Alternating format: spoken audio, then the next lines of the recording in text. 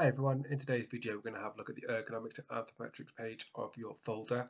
So it's going to be a mixture of both primary and secondary research depending on what you're doing. So the first thing you want to do is make sure you give an introduction of what the actual terms ergonomics and anthropometrics actually are, because they are two separate things, but they will always go together. Now obviously we haven't covered it yet, but we do cover it in the exam content as well, because it's always in paper 2, the hour-and-a-half paper. But just giving a clear definition of understanding what ergonomics is and then what anthropometrics is as well. Next, you need to go into detail about what anthropometric data you need for your project. So whether that is architectural, whether that's a physical product, whether that's furniture.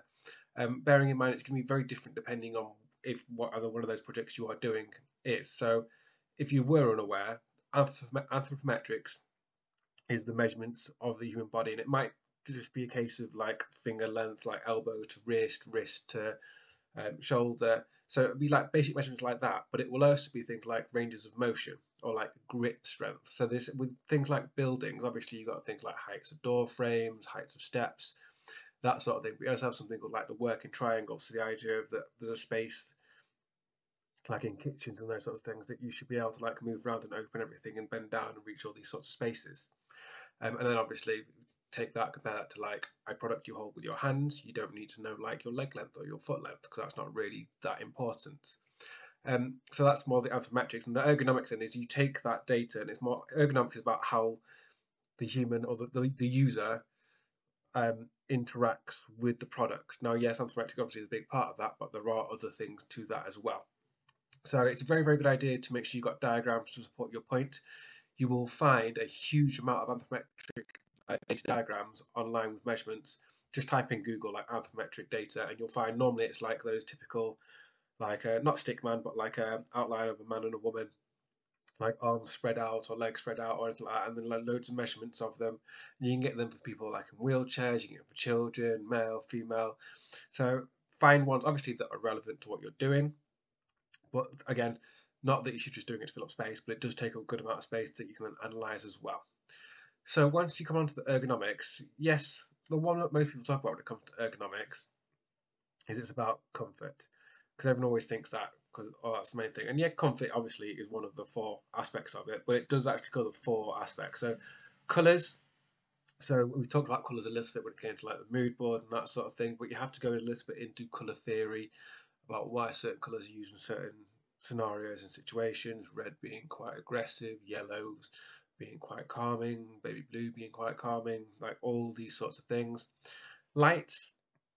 So obviously, depending on the kind of product or the space that you're doing, it's like if you go to a restaurant and it suddenly gets like 6, 7 o'clock at night, suddenly the lights become very, very dim. Sound. So like if you press buttons, do they click? Does it make a buzzing sound? Like beeping? Like all these sorts of things. So ergonomic actually encompasses all 4 of those parts. So don't just take it as just comfort and then anthropometric data. It actually does encompass all 4 of those things. So make sure you talk about them all equally. Um, as I've mentioned, and I'll just go through it here because it's nice and big and red there, is just make sure you've got the anthropometric data that's relevant to what you're doing. Now, scale here. This definitely applies to all architects, but will also apply to anyone doing furniture. Basically, if you're not doing anything handheld size originally anyway, you're going to have to make a scaled down version of it, which is absolutely fine. You can still get full marks for doing a scaled down model of whatever you're doing, as long as you can demonstrate the skills in the practical work to actually show how it would be made full size. That's fine. So what you need to do is typically look at the scaling. You can't just make up your own scaling. There are like scale factors that are used typically in architecture and furniture and all these types of things. So what you need to do is have a look online and look at what those typical sort of scalings are. Okay, you don't just make up your own scale number. Excuse me. You actually see architectural models will have a particular scaling factor that they will always use depending on how big the project is. So you do need to, unless you're making it full sized, and I'd argue there's not going to be many people making the thing they're going to make full size, is you will have to do scaling. Okay, so we'll look at a couple of examples. So when I talk about the diagrams, these are the sorts of ones that I was talking about that you can find. Okay, and you can find like this, and obviously this is Will, who was doing a piece of furniture. So he was looking at like range of motion and also like sitting sizes, like back length, like upper leg length, lower leg length, like torso width, elbow to wrist length, all those sorts of things. So he's actually talked about specifically, can't talk, the ones that he'll need for his project. Okay, so obviously he hasn't got things like head size or foot length or like all these things that don't really matter. So it's just making sure they're relevant to what you want to do. And this is definitely like the secondary research because you can find all this online. There's loads of things online you can find. There's also a very, very good book that I have that you can access online. I don't know if our library has it or not, but it's called Measure of Man and Woman. Surprisingly expensive book. But and I've said, bearing in mind that we are in the UK, and obviously the UK typical measurements will be different compared to like Holland, who's got the biggest like size like humans on the planet, and compared to like Asia or Scandinavia. So making sure you've got measurements for the right country as well. So then having a look a bit more at secondary. So obviously you should already have done some product analysis and looking at the like what already exists and key measurements to do with it. So he's got like chair obviously and like looked at how they've incorporated that data. He's also talked about here HSC. Now that's the health and safety executive.